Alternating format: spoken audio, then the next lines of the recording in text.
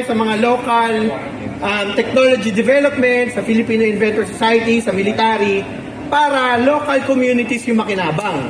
Kaya ngayon, nagkaroon tayo ng trainings for Filipino Military Technologies and Farming for Survival. Dahil ang purpose niya, pag nagkaroon ng disaster, calamity, or even war, ready tayong maggawa ng mga technology natin, ready tayo na mag-farm. Ibig sabihin, like nung nagkaroon ng COVID, ang problema natin pagkain. Pero ngayon, ituturo na kung paano yung tactical farming way ni General Junco na kahit saan tumutubo. Meron nga dyan si Sir Junco, strawberry na nakalagay lang sa container ng alcohol. Strawberry tumubo sa gano'n, pero sa ibang lugar, hirap na hirap. Kasi yung experience ng military, sineshare ngayon sa civilian, na sineshare naman natin sa community. Nandiyan yung slide, sir. Then, kausapin natin kanina yung Civil Defense.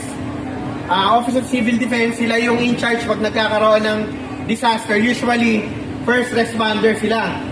So, ito yung mga partnership natin with the government, military, local institutions, community, NGO. Pero for the Civil Defense, ang pinakikita natin na technology nila, meron tayong sat phone na kahit wala ng internet or sira yung radio mo halimbawa, yung sat phone, makakatawag ka ng rescue kahit saan. Pwede siya sa sat phone to sat phone, pwede siya sa sat phone to phone na normal. So, chargeable din siya ng USB. So, ibig sabihin, hindi ka mahihirapang mag-charge. Isang example lang, pwede mo siyang i-plug sa normal plug charging ng cellphone. Yan, parehas, plug mo lang dyan.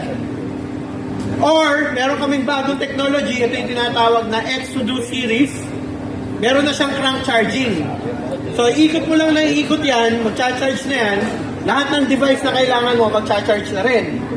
Ang partner ngayon ng sat phone, yung Starlink Internet. So, kahit wala na mga tower, sira na yung tower halimbawa ng local provider natin ng internet, yung Starlink, nakakonect yan sa satellite ng Starlink. Yung Starlink naman, nakakonect sa SolarEv yan, kinacharge niyan yung power.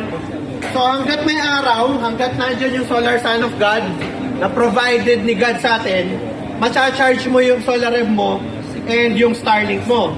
So, simpleng solar panel lang, parang yung mga nandun sa booth din namin. Yan yung mga technology na ginagamit natin. Then, itong mga technology na nakikita nyo, nag-start yan dito sa Arms Corps of 1. Pinakauna to, nung nagkaroon ng